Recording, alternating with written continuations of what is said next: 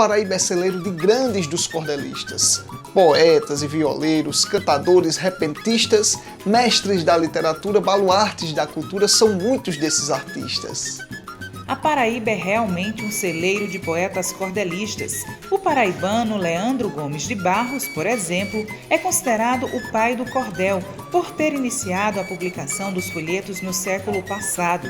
Outros muitos nomes desse gênero da literatura surgiram aqui, como Antônio Alves Sobrinho, Manuel Monteiro, Manuel Camilo dos Santos e José Camelo de Melo Rezende, autor do famoso cordel do Pavão Misterioso. Com um campo tão fértil dessa manifestação cultural, os pesquisadores da área passaram a investigar o tema, principalmente na Universidade Estadual da Paraíba, que se tornou a maior referência em estudos sobre cordel. Uma dessas pesquisadoras é a professora do curso de Letras, Vaneide Lima, que há anos estuda a temática. A Paraíba é um grande celeiro de poesia popular, né? E a poesia popular acaba contemplando o cordel. O cordel é poesia popular, mas nem toda poesia popular é o cordel, porque o cordel ele vai ter a questão do impresso, né, através dos folhetos que são publicados, então você tem a questão do impresso, e nem toda poesia popular está representada no cordel. Você tem os repentes, tem os cantadores, né, populares. A professora está fazendo um levantamento sobre a produção dos cordelistas no estado. Esse é o aspecto fundamental. É que existem alguns produtores de cordel que não são conhecidos nem pela crítica, né, nem pelos críticos literários, nem pela própria universidade. Por quê? Porque são pessoas que têm uma produção ainda restrita e pouco divulgada. Então, o nosso trabalho, por exemplo, vem descobrindo alguns produtores de cordéis. Por exemplo, Davi Paixão é um poeta que a gente identificou lá, vizinho a Catolé do Rocha, onde o nosso projeto de iniciação científica tem uma abrangência. Quem é Davi Paixão? Quem é que conhece Davi Paixão, né? Quem lê os cordéis de Davi Paixão? Sou da terra do sol quente, onde nasceu Gonzagão, e também Lampião, que foi o cabra mais valente. Defendo toda essa gente com razão de defender. Não me envergonho de dizer que no Nordeste fui nascido, sou nordestino assumido com muita razão de ser. O sertão da poesia, do sol quente que aquece, do trovão que estremece, esse chão com alegria. De uma noite de cantoria com festejo e renovação, comemora-se o São João e a alegria vem de graça. Quanto mais o tempo passa, mais eu amo meu sertão.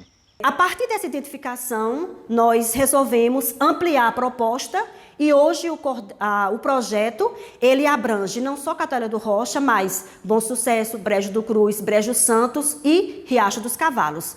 E nessa etapa nós já temos 3 cordelistas que são totalmente desconhecidos do público paraibano, né? Então, são cordelistas que precisam ter sua obra divulgada e tornada pública. A professora destacou a riqueza cultural dos folhetos que falam sobre os nossos costumes, história e geografia do Nordeste. O cordel, ele traz a representação não só da história, da cultura, né, de personagens históricos do nosso país, mas traz também os nossos anseios, as nossas dores, o nosso cotidiano, que pode e sempre estar representado no cordel. Por isso que as nossas artes populares são matrizes que falam sobre costumes, que nos dizem sobre as crises, que descrevem o Nordeste e a cultura que nos veste em nossas vidas e raízes. O cordel é a nossa literatura por excelência, né? É aquilo que é mais substantivo do que a gente pode expressar enquanto arte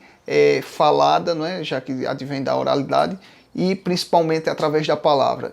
E estudar o cordel é fazer um estudo antropológico mesmo da história do homem do Nordeste. Para a professora Vaneide Lima, o cordel é um excelente artifício a ser trabalhado em sala de aula. Utilizar a literatura de cordel na sala de aula traz contribuições muito significativas para a formação de leitores, né? Então, não só formar leitores, mas, sobretudo, valorizar essa cultura tão importante que é nossa, que é nordestina, que hoje é patrimônio nacional brasileiro e, sobretudo, valorizar os aspectos regionais que estão representados na literatura de cordel. Então, a valorização da cultura nordestina, a valorização da poesia popular, que é tão rica no nosso meio, meio. E aí sempre numa abordagem que valorize o cordel enquanto literatura. Enquanto manifestação literária, ele tem muito a contribuir, sim, para a formação de leitores, por exemplo, que é o meu viés, a minha preocupação como professora de literatura. E a gente percebe que os nossos alunos se identificam com essa literatura, porque eles se veem representados nessa cultura, porque ela está arraigada na nossa experiência através de toda uma tradição oral. A UEPB tem a maior coleção de folhetos de cordel do mundo. O acervo, com mais de 18 mil cordéis, fica na Biblioteca de Obras Raras Átila de Almeida, que tem títulos com mais de 100 anos. Obras muito raras, principalmente por causa do tipo de suporte do gênero, que é em papel jornal.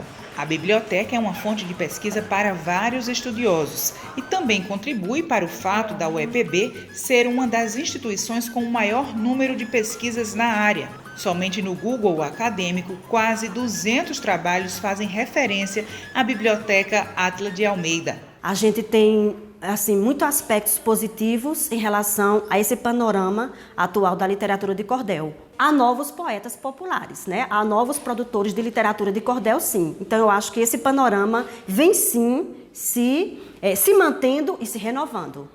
O cordel é a poesia que temos conhecimento. Com ela cantamos glórias, lastimamos sofrimentos, construímos a história, refiguramos memórias, eternizamos momentos.